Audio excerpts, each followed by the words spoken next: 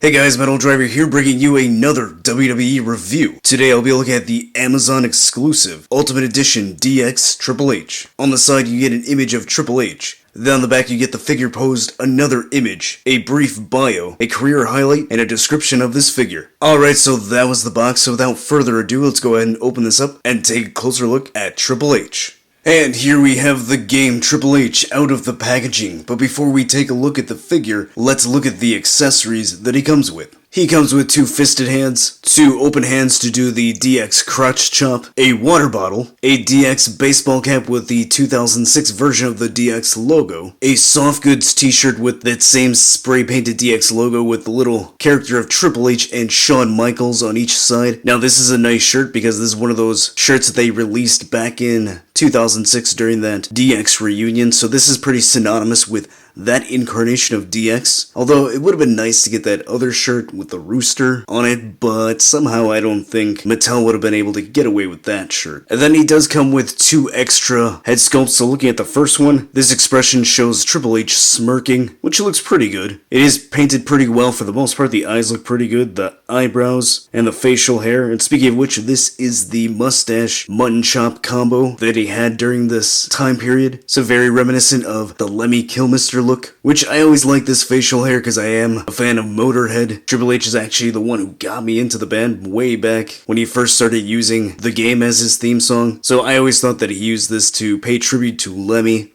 considering they were chummy at this time, but who knows, maybe he just did this for Harley Race. Beard is sculpted well, painted decently. I mean, there are some missing spots of paint here, a little bit up there by the mustache.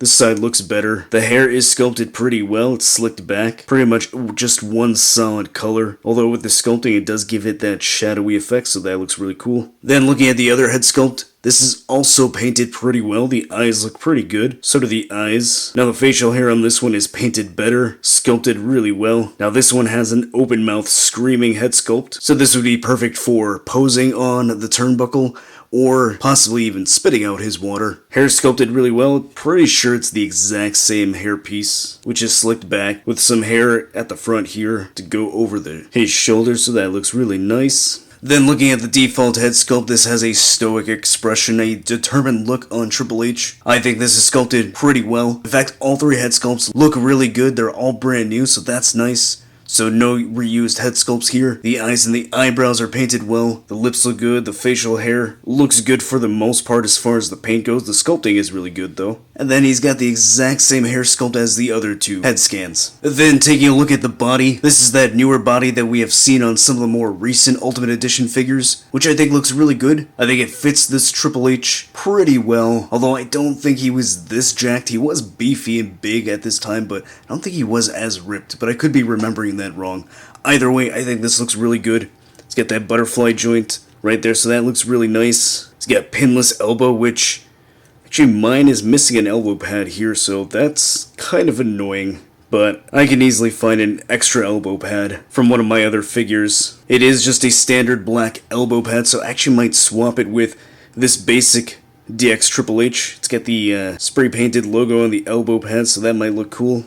Otherwise, as I said, get some extras. He's got painted wrist tape on both wrists. This hand is taped up, and you've got fingers taped up here, so good paint there. Then looking at the trunks, you've got the green DX spray paint design on top of the Triple H cross. The cross is painted in white and red, and it says the game across the cross. Now the cross itself is painted okay, and there are some slight imperfections, but it's not that big of a deal. Now comparing that with the Elite version that we got many years ago, I believe that was a Walgreens exclusive. That one had a silver cross here, same thing on the back. So it's nice that we get a different color scheme on the Ultimate version. Then looking at the backside, looks pretty good, painted pretty well for the most part. Not perfect, but nothing major as far as sloppiness goes. Then look at the legs, they're pretty standard Triple H legs. You've got taped up knees here, a bit sloppy on this right side right here, but the left side looks a little bit better. Black knee pads. And then he's got standard black boots with the Triple H cross on each side, which is painted pretty well, looks pretty decent, nothing majorly off, so they look pretty good. Alright, so going over the articulation. The head is on a ball joint, so it looks that high up, it goes that far down, turns side to side, and tilts very well.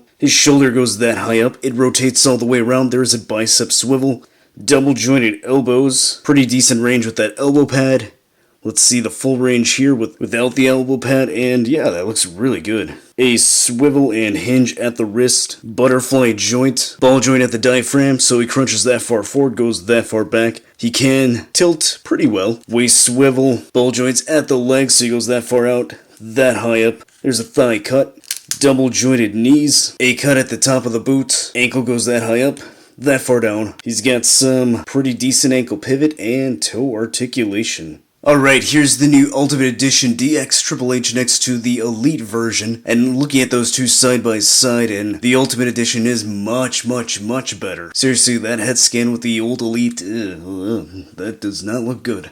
And then finally here he is next to the Elite DX Shawn Michaels. Now I did swap the head because I absolutely detest that ponytail head sculpt that was on the original figure. Seriously, that head sculpt needs to be retired and never seen again. Alright, so what are my final thoughts on the Amazon exclusive Ultimate Edition Triple H? I really love this figure. I think it's fantastic. It looks great. Executed very well. The new head sculpts look amazing. The articulation is fantastic, as it should be, because it is an Ultimate Edition. I do like this t-shirt. Pretty much everything about this figure is amazing. Only thing that's not amazing has been the distribution of this figure. So with that aside, do I think he's worth picking up? Yes, absolutely. If you can get him. You see, as of this recording, there's no other way to get them at a retail price on Amazon unless you already pre-ordered it. Now, if you're watching this video in the future and they decided to restock this figure at retail, well then I guess this part of the video didn't age well. But if that doesn't happen, then you're kind of stuck with the secondary market. Now, hopefully that's not the case. We did get a surprise with the Ultimate Warrior. That one was out of stock for a long time.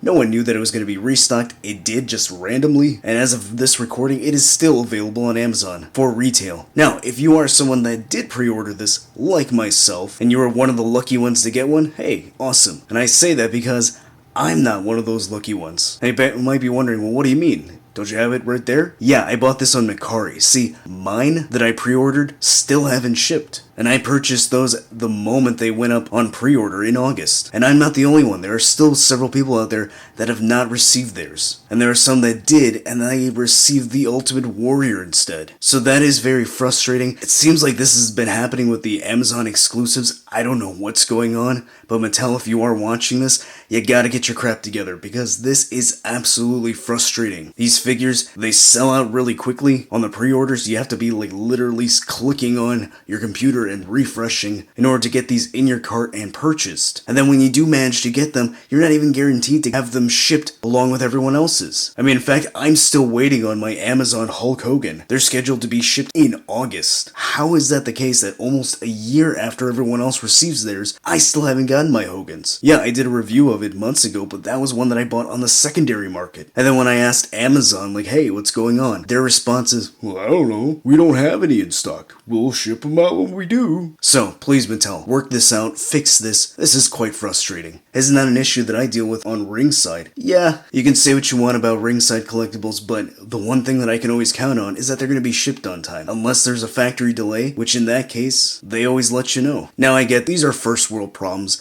It's not the end of the world. It's not something that's in the grand scheme of all the issues that are going on today. It's not that big of a deal. I get that. But as a customer, as someone that supports Mattel's WWE line, it's quite frustrating that this only happens with Amazon. So all I want is that in the future, something gets fixed, something gets worked out, so that we get these on time and we get these all at the same time. So that way they're not doing these weird batches that some people get them and some don't. But aside from that, I think it's worth getting, again, if you can get it. So go ahead, like this video, and subscribe if you haven't done so already. Check me out on my social medias to be up to date with all my wrestling figure photography, and I'll see you next time.